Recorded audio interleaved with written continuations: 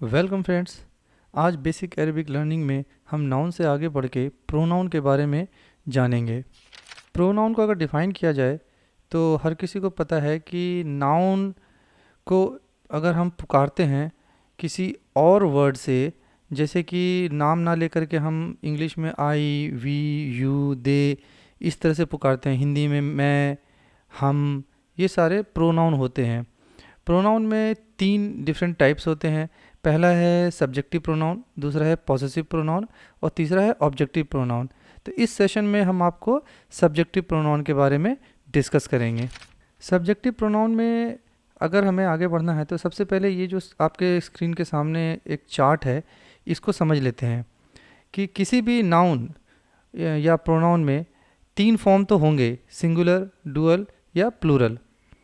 और इसमें जब हम बात करते हैं प्रोनाउन के टर्म में तो वहाँ पे फर्स्ट पर्सन, सेकंड पर्सन और थर्ड पर्सन आता है इंग्लिश में।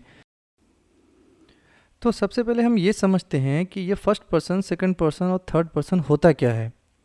फर्स्ट पर्सन में नॉर्मली ये होता है कि हम खुद के बारे में बात कर रहे होते हैं।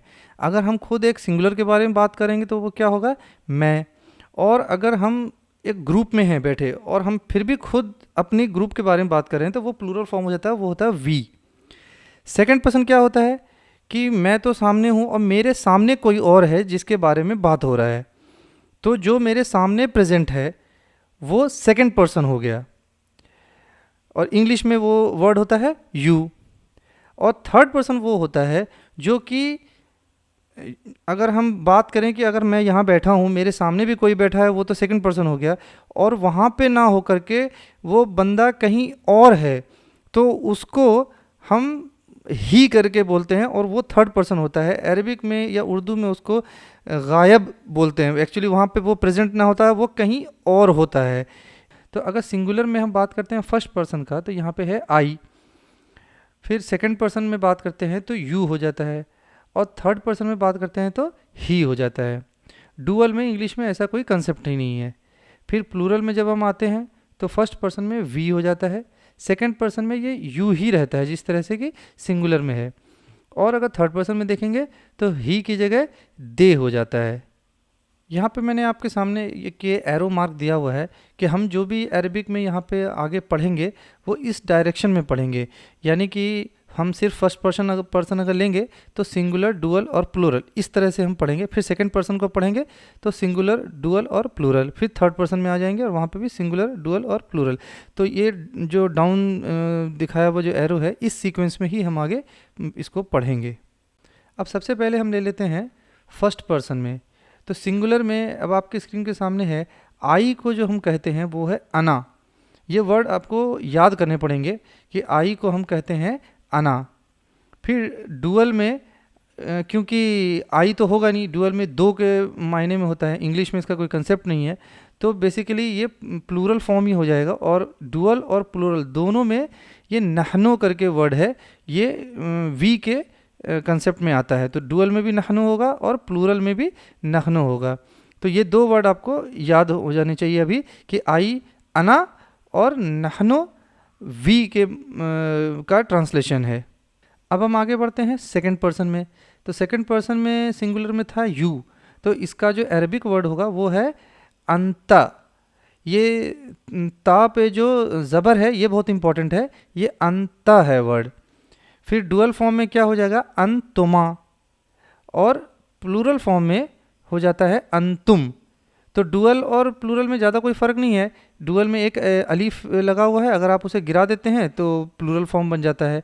तो अगर आप सेकंड पर्सन को पढ़ेंगे सब्जेक्टिव प्रोनाउन तो याद जो आप करेंगे वो होगा अंत, अंतुमा और अंतुम।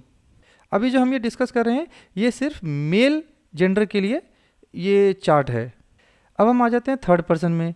तो थर्ड पर्सन में क्या होगा, इंग्लिश में है ही, तो ही का जो अरबिक वर्ड होगा वो है हुवा। फिर डुअल फॉर्म जो है वो है होमा, और जो प्लूरल फॉर्म है वो है हुम। यहाँ भी आप डुअल और प्लूरल अगर देखेंगे तो उसमें सिर्फ एक अलीफ का ही फ़र्क है। तो डुअल में जो हुमा है उसमें अगर आप अलीफ गिरा देते हैं तो वो हुम हो जाता है, वो प्लूरल फॉर्म हो जाता है, दे के लिए हुम यूज़ होता है। अब हम आगे बढ़ते हैं फीमेल जेंडर के लिए। तो इसमें भी सेम इसी तरह का चार्ट होगा। यहाँ पे जो फ़र्क होता है वो आपको, ये जो मैंने एक एलिप्स शेप दिखाया हुआ है कि आई यू के अलावा जो थर्ड पर्सन में ही था वो वहाँ पे शी हो जाता है, क्योंकि ये यहाँ पे जेंडर चेंज हो रहा है। फिर अगर आप इंग्लिश में प्लूरल फॉर्म में जाएंगे तो वो सेम रहता है जो कि मेल के लिए था, वी यू और दे। तो ये दोनों बिल्कुल सेम होता है।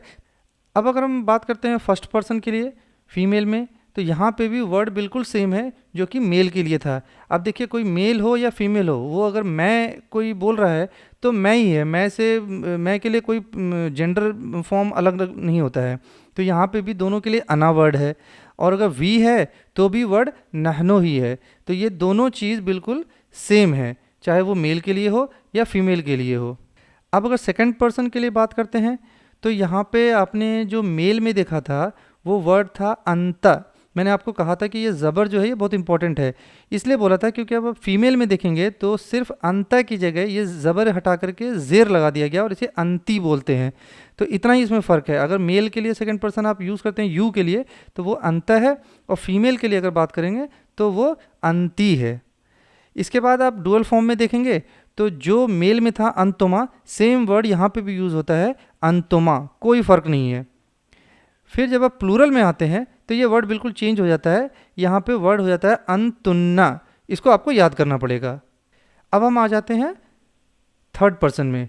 तो थर्ड पर्सन में अगर आप देखेंगे मेल में क्या था कि हुआ, हुमा और हुम।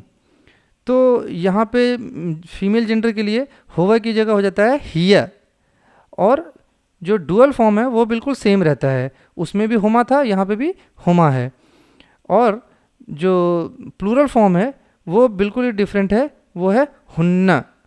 अब जैसे मैंने पहले भी बताया था कि यहाँ पे अगर आप मेल हो या फीमेल हो, दोनों का जो फर्स्ट पर्सन आप देखेंगे तो वो सेम होता है। यानी आई की जगह अना और वी की जगह नहनु, चाहे वो डुअल हो या प्लूरल हो, दोनों में नहनु ही यूज़ होगा। अब आप इस चार्ट को देखेंगे तो बहुत सारी चीज़ें हैं जो कि रिपीट हो रही हैं। तो आप ये जो दो चार्ट है अगर अलग अलग याद कर सके तो बहुत अच्छी बात है, और नहीं भी तो मैं आपको अभी इसको थोड़ा और आसान करके दिखाऊंगा ताकि आपको और आसानी हो जाए याद करने में। अब यहाँ पे मैंने चार्ट में से जो इंग्लिश वर्ड था वो मैंने बिल्कुल हटा दिया यहाँ से, क्योंकि वो सिर्फ एक रिप्रेजेंटेशन के लिए था। तो यहाँ पे अब जो ये चार्ट है बहुत सिंपल फॉर्म हो चुका है। देखिए, एक साइड मैंने सिंगुलर, डुअल और प्लूरल लिख दिया है, और टॉप साइड में है फर्स्ट पर्सन, सेकंड पर्सन और थर्ड पर्सन। तो इसको जो आप याद करेंगे वो इस तरह से होगा: अना नहनो नहनु, अंत अंतुमा अंतुम, हुआ हुमा हुम।